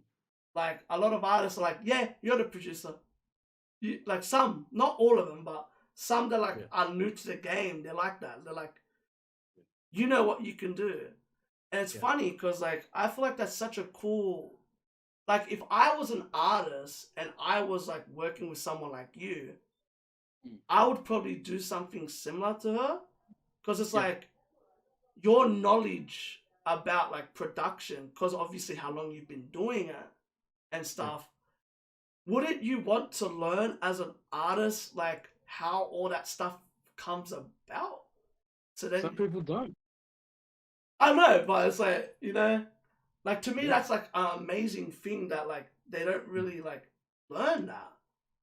Like, that's a big thing that, bro, like, you could literally teach yourself how to, not teach yourself, but you could learn something that you never knew. And, like, that's It's a cool. lot of how I learned. Huh? It's a lot of how I learned. Yeah. And, like, Sitting in on sessions with I other find that producers. such an interesting thing to see. Like, I remember an artist said to me, they're like, oh, you need to come to the studio. And I'm like, yeah, sure. And he's like, yeah, but what about the tracks that you want to react to? I'm like, bro, I go, you probably record 100 songs and only 2 of them I would ever hear. Yeah. And he's like, that's not true. I'm like, I have catalogs of people's music that they've never dropped.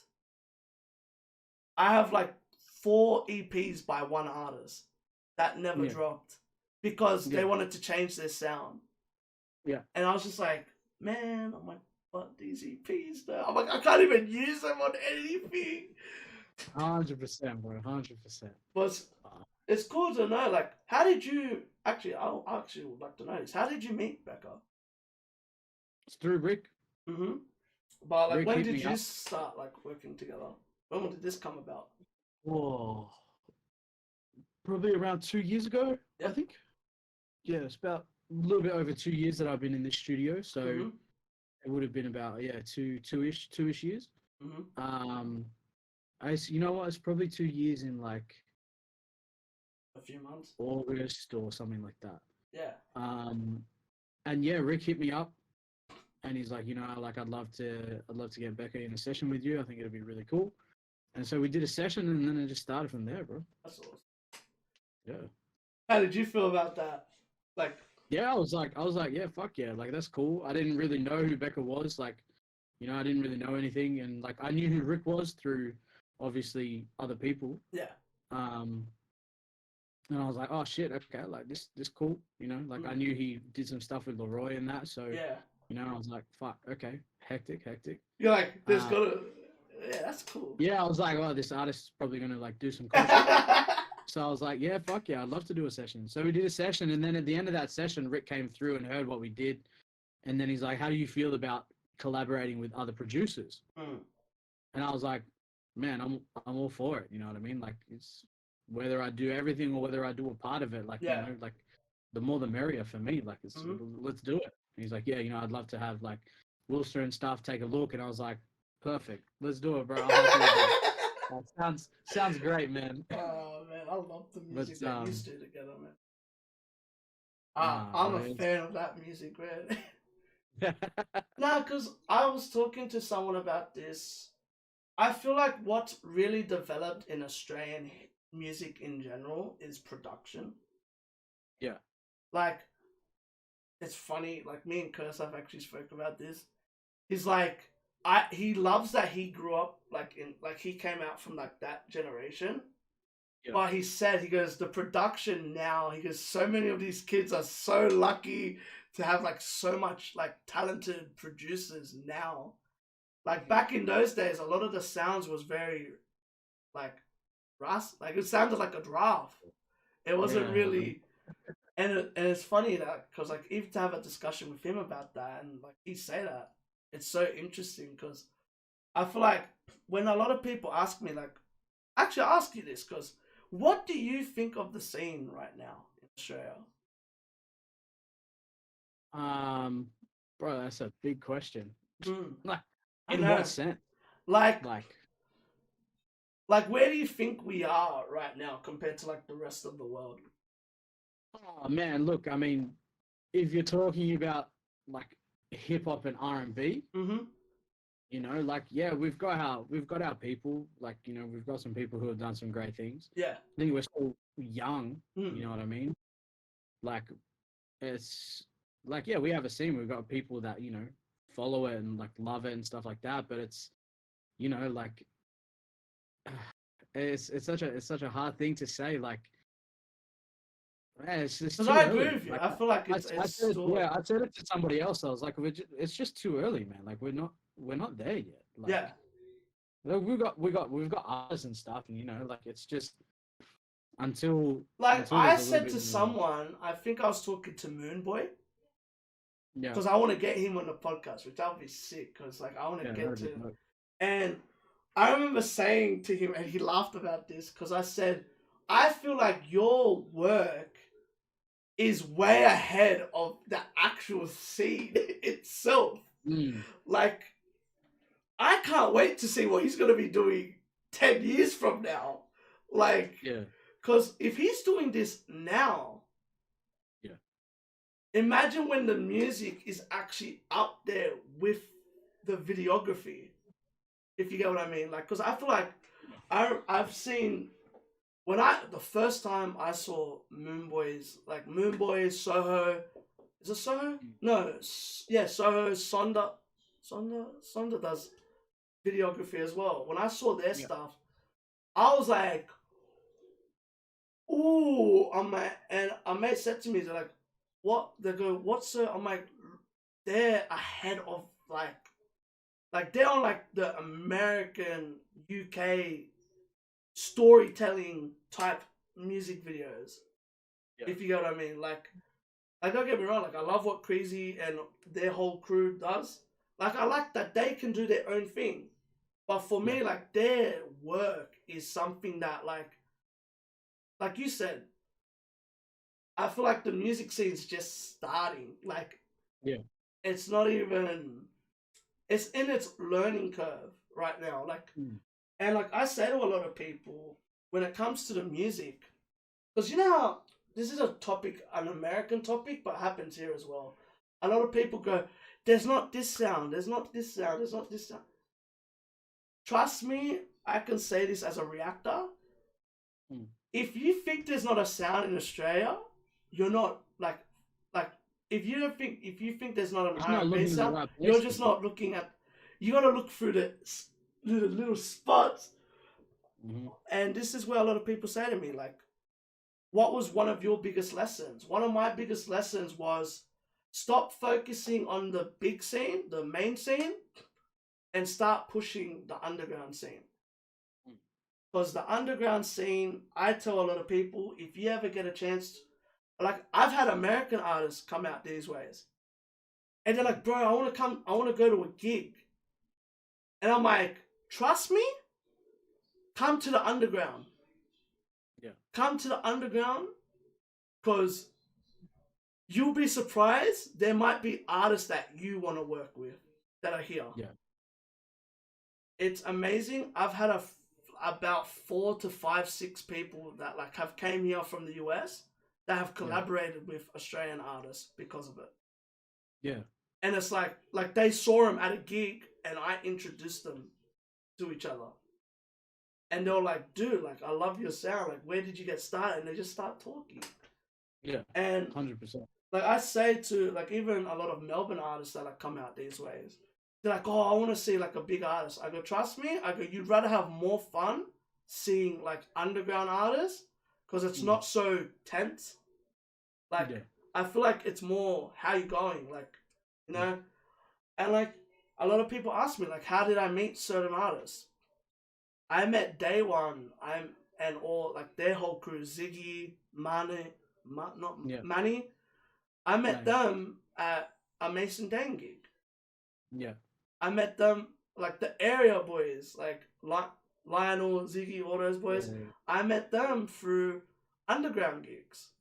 Yeah. And to me, like I say to a lot of people, get you like, and I swear I haven't seen you, but I know you've been to some.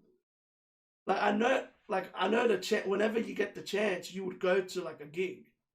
Yeah. From what I've Yeah. heard, 100%. and 100%. like I feel like that's such a cool experience. Like I remember my parents wanted to like understand what I do, and I go Yeah. perfectly. I go, come to my gig. Yeah. My dad came for a little bit, and Yeah. like he was crying because he was like, "What you're doing?" He goes, "You've done something. Like you're making something. Like like you're making a part." Yeah. And like I remember just being like, "That's so cool." Like I never thought they would ever like. I never thought my parents or anyone would like family related would come to anything that I do Yeah. because they don't like it. You know how it is like because certain people don't like it, they might not come.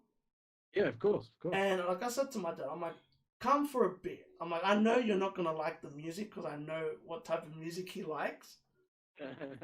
And he saw. I've never told this to Sahil, but he saw Sahil's first ever performance. No way. This was a few months ago. I did not know this was Sahil's first ever performance. Yeah. I got told by him. Like when I met him at fuck, where did I meet him after that? It was I have a poster of it. Okai's Flow, which was our tribute for Sake. It was a tribute for Sake. And that's when I actually got to meet Sahil, Mick Street. I met everyone. Like Amir. I met like all the crew. Hectic. And it was interesting to meet them and like talk to him. And Sahil said to me, he goes, "Do you know where I will be forever grateful for this?" And I'm like, because he wasn't on the lineup. Yeah. His mate was on the lineup, Shinji. Yeah. Right. And Shinji performed, and obviously he brought out Sahil. Hectic. And I was talking to, I don't know if you know Johnny from the Burbs. No. There's this guy called Johnny from the Burbs and Bart Excel. They made a mixtape called Proceed with Caution. Yeah. And they made a song called Dead Set. And that's what the festival was called. We worked together to put a gig together. It was on a Discord call. We literally made it through a Discord call. And it was so cool. Like we got a few artists to perform. Nookie was the headline. Yep. Young Marta performed from Canberra, Dope. which was really cool. Like, and we were talking about it after, and I was like, dude, like, How came out to support, same as Solo as well, and a few like other artists that I didn't notice until I was walking around and looking for the crowd. I was just like, wow, like it was just such a cool experience. And that was like one of my goals last year was to do a gig. But obviously because of COVID, I moved it into this year. And it was just cool to actually get that chance of like, what's it called? Just, like. Yeah, 100%. I cried, bro. I was like, what the fuck? Like, it was such a surreal moment. Yeah. Because it's where you notice that, obviously it's like expensive and shit, but it's like where it pays off. Yeah. Like, it's 100%. like, I remember asking them, I asked a lot of people before they left. I was like, what do you think? Like, because I like to have feedback. Yeah. And they were like, honestly, the one thing that you did well was the mixture of sounds. Yeah. Because I think the whole lineup, from what I remember, there was 11 artists altogether. It started with a girl called Vivi. Yeah. I don't know if you've heard of her. She's a artist from Mount Druitt. Yeah. She's a sick MC. Like, Yeah. After her was, I think, one of my mates, Soupy, who Okay. he's one of my favorite performers, like Yeah. in Australia, and he's from Perth, but he lives in Sydney, Yeah. and he's got a song called John Wick, which is Mad. such a cool song. Like, I'll send you the performance. But we got him, Z Pluto, J Roshi Main. Like, there was a few mixtures of like like not industry, but like underground mixed with like people that are like getting there. And then like to even have Sahil there. Like Yeah. I said to my mates, I'm like, I don't think you know what Yusuf's done. And they go, why? I go, he's gonna remember this for the rest of his career. Yeah. He's gonna remember that we were one of the few people to like let him perform. Because the crazy thing is like is how young he is. Yeah. Like he's not. I like that blew my mind because I was looking at him. I'm like, why do I know this guy? Because because I didn't know, like they didn't tell me he was performing. Yeah. Right. Because like we told the lineup and stuff, but we didn't know he was gonna come through. Like Yeah. no one knew. Because I remember Yeah. Blood Juice and all of the people messaging us going, why didn't you tell us? And like, you think we knew? Like we only know like who's obviously the key person performing, right? Yeah. And then obviously you get the people that get extra like stuff to bring people through. Yeah, for sure. And like I'm looking at him like from far, like this is like before the gigs ever started. So like I'm sitting down and I'm looking at him, and I said this to him. I don't know why, but I knew you. And I was like, why do I recognize this guy? I'm like, and then I heard like when it came into the gig, Shinji's like, yo, I'm gonna bring out Sahil, and I'm like, I was like, that's who it is. Because I remember asking like the two people that helped me with the gig, and I'm like, do you know who this is? And they're like, nah. And to think like where he is now, like this was a few months before, this was a few months after Demons dropped. Yeah. Right. So he performed Demons, Hectic. and it was so cool. No. And it was mad because like the next week I saw him perform at the tribute for Sake. Yeah. And to me, I feel like he's one of the artists that I see such a big future in him. Because he went from no choreography, within a week, he had choreography for his whole performances. Yeah. Which to me, like, that just shows, like, your investment as an artist. To be like, He works really hard, man. like, when I saw what he did, I was like, wow. I'm like, because a lot of rappers or even R&B artists don't even focus on that anymore. Yeah. It's something that gets lost, I feel like, in the scene. I want to ask a few more questions, but this is off script. This is like me just going on. We might have to do a part 2 because I gotta go soon. 100%. Yeah, we will do. Yeah. This is one thing. Like, I know a few of artists that you've worked with, but I like recently, like, who are the artists that like you have been working with nowadays? I mean, most recently, I'd probably have to say, Lahini. Mm-hmm. Oh, Mami. yes. I love Lahini. Yeah, she's dope. Yeah, Lahini, Mami, Rashad, Melchior. Yep. Oh wow, cool. I love Melchior's music as well. Yeah, he's dope, man. He's sick. Who else? Ampha. That's been cool. That's I love working with him. That's mad. Yeah. Shout out to Ampha. I mean, most recently anyway, that'd probably be like, yeah. But how about, who have you worked with in the like past that like people would know? In the past that people would know? Yeah. Probably no one. Come on, really? Honestly, man, like, I mean, you know, like, who have I mean, you know, yeah, like, well, we've done We did some 1/4 stuff. Mm-hmm. I did guitars on a track that was like Kenyon Brown and the Game. What? That was like years Yeah, and years ago, bro. that's That was cool. yeah. So that was pretty funny. That's mad.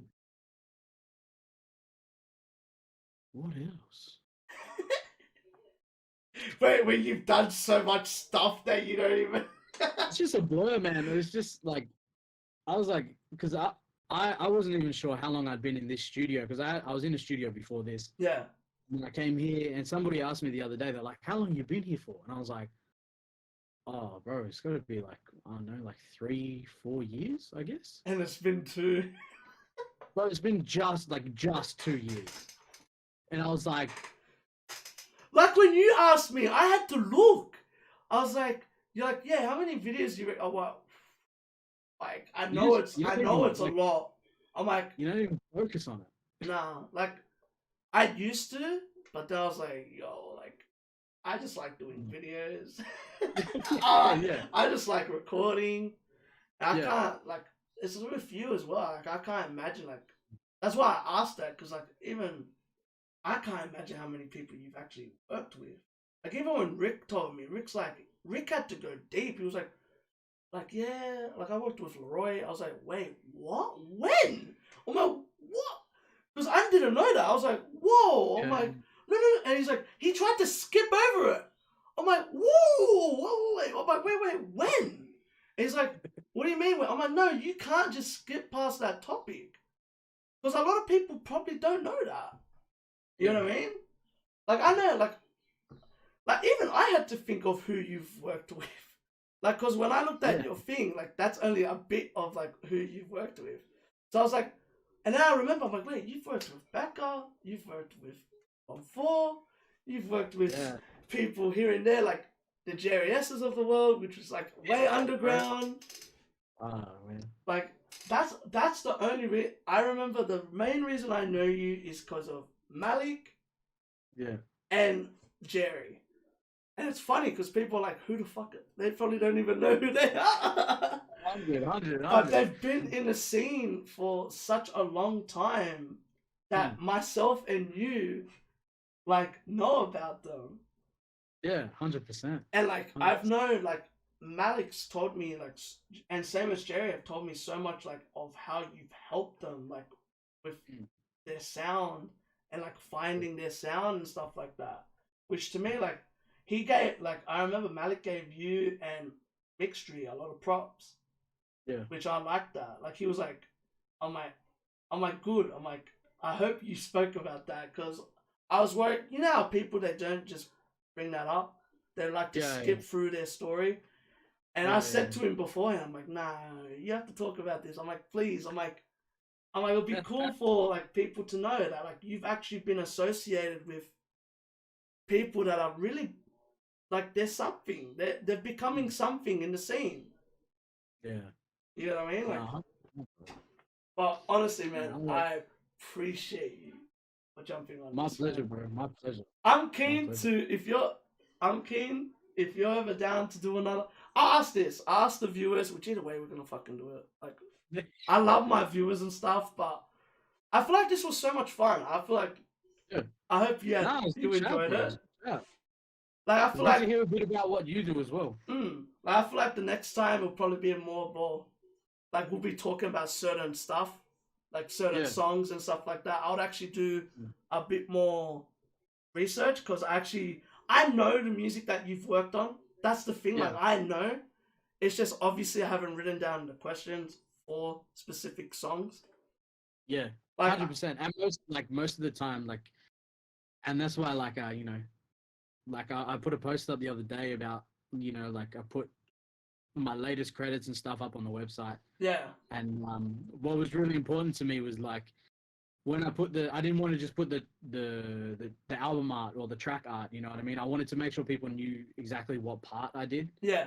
I'm gonna check that stuff out. Because I do so many different things. Yeah. I don't want it to be misconstrued about what I've actually done. Because I feel like we can have a good conversation about, like, your work with, like, Lahini and stuff like that. Because Yeah. I'm actually thinking I might get hurt on this, but I think it might be a little bit too early, in my Yeah. opinion. I Like reckon wait a couple months, bro. yeah, like that's what. Uh, even just a month. Like I was talking to her about it, because Yeah. when she saw my reaction, oh bro, her reaction was so cool. Like she, We once in the studio together. yeah. Yeah. How did you feel about it? Did you like it? Actually, Yeah, it I've was never good. asked this. I've never asked this to anyone, which I should Yeah. ask this. I don't know why I haven't. What do you think of the reactions? Yeah, they're dope, man. I like, like I love the most recent ones that I've seen where you've actually like paused it and talked about, I mean, with the CG Fez one, you spoke about the videography, Yeah. which was cool. Hmm. But there's been a couple where you've actually spoken about like the lyrics and like, you know, taken like bars or like, a line or something and been Yeah. like, nah, this is cool. It's cool because it means that, blah, blah, blah, you know what I Yeah. mean? And, like some people love that shit, you know what I mean? Mm. Or like talking about, like, oh fuck, like this instrument or that instrument, whatever, you know what I Yeah. mean? Um, like I think that stuff's really cool because in a reaction, it's like it's all good and well to be like, yeah, this song's cool. It's like, I, okay, I don't like. I don't watch reactions as much as I used to, but yeah, I watch react. Like when I used to watch reactions, I never understood how. Like I understand breaking a song down and stuff like that, but I never understand. I never understand how there's no after the whole song finishes. yeah, It's just you break bits and pieces and then latest piece. yeah, And for me, like I've always felt like you should have a breakdown yeah, of yeah, like 100%. what the song like Mm, did. Like even with the albums I've done, like when I reacted to 1/4's album, I did that. yeah, And Rick's like, dude, like you spotted stuff that like you spotted samples. I'm like, well yeah. I'm like, I know Blue. I'm like, I was a big fan of Blue. So like I love yeah, that sample of All Rise. mm, I love the sample of Craig David. yeah, I'm like, I noticed stuff. Even you, yeah. you That do a wasn't a lot of, sample though. huh? That wasn't a sample. You played it, didn't you? Yeah, I love it, but that was cool though. Like, I love hearing mm, like, and it's funny because like he said to me, a lot of English people didn't even recognize that, yeah. which to me that's mind blowing. Like, how do you like? Come on, man. How do you know Craig David like and Blue? Like they were That was huge in one thing. England. It, Yeah, but that was the one thing we wanted to do was like we wanted to make it close enough, mm. but not distinguishable. You know Oh, what I the mean? blue one almost made me cry. Oh, the blue one was 100%. Like when I heard it, that even I remember I was listening through the album, and I was like, Mm, I picked up on the Craig David one. I didn't even pick that up on the reaction. yeah, I was just like, I'm like, this sounds like I think it was 7 days. 7 days. Yeah, yeah, Yeah, and I remember there was another one that someone sampled "Walking Away," and I was like, why do I recognize this? And I was like, oh, that's why it's fucking Walking Away by Craig David. I know this fucking song like the back of my head and I didn't even pick up on it. But that's what I love about like the music that you did for that. Like I can't wait to actually talk to Solo on that. I wanna actually yeah. get the chance to talk to them as well. Yeah, But like I solo. said, man, I appreciate the hell out of you for jumping on this. Because I feel My like pleasure. you didn't have to. Like you know? Yeah. It's always But good to chat. it's good to actually like get to know each other. Like Mm. I feel like this is a good way of like kind of breaking the ice, I guess, for like us. Yeah, 100%, bro. And 100%. I feel like the next one's just gonna be sick. We're gonna sit Yeah, back. Yo, what do you think? I feel like it's gonna be more interesting. And I feel yeah. like honestly, man, I really appreciate you even giving me the opportunity because like I know who you've worked with. It's just I Ah, don't remember but like most of them. But I remember all the stuff that I've seen like you've been part of. yeah, yeah. And so like to even have you here, like I feel like you're one of like Oz's finest like right now in like what you Ah, do. I just love music, man. and that's the best part. I feel like you're a big part of this, and I feel like you're gonna be a big part of the scene, in my opinion. Appreciate that, bro. It's Appreciate that. man, you're on everything. I, I remember there's one reaction.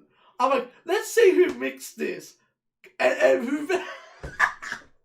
I'm like, let's see who mixed this and mastered. I click on it. Oh, of course, it's them two. And I remember Mixtree sent that to me and was laughing. He's like, yeah. He was like boasting about it. He's like, yeah, we did that shit. I was like, of course it's I'm like, of course it's Chunky and Mixtree. Of course. But yeah, man, like, appreciate you for jumping on this. Like I said to the fans, if you want to see him jump on this, if there's anyone that you want to see jump on this, let me know. Because Yeah, I feel like that's a cool thing. Like, I might not know certain people that, like, you know, and it might be a cool chance of, like, me, like, checking through their stuff. I think a person similar to you that I'm going to have on is next will be Pax, which will be cool. Yeah. I'm planning to get Esper, which I feel like that would be so sick to have. Really good. Like, I want to try to get Mixture as well. I don't know if he would be down for it. If he's down for it, I'd love it. But I feel like I want to just try something where it's like I want people to understand more than just there's more than just the artist. You know what I mean? Yeah. But yeah, 100%. to everyone that's watching this, I hope you enjoyed it. Give this a thumbs to the YouTube viewers. Give this a thumbs up. Comment if you want to see more. Comment who you want to see next. This will be out in like I don't know time. Subscribe and remember, keep living a crazy life and stay blessed. Oh shit! Wait, no. Before that, where can they find you? Instagram's Chunky Love Studios, chunkylove.com. I'm gonna have all his socials and all that stuff on the description so that it'll be the first thing in line because I like to show love for the producers and everyone that jumps on here. You can find his socials and anything that he works on that. But yeah, man, like please give him a follow, like follow his movement, man, because he's doing some special stuff for the Oz scene. Like honestly. Appreciate it, bro. But yeah, if you like this, give this a thumbs up. None of that. Comment if you want to see more. Subscribe. And remember, keep living a crazy life and stay blessed. Peace. Ah, man. Woo!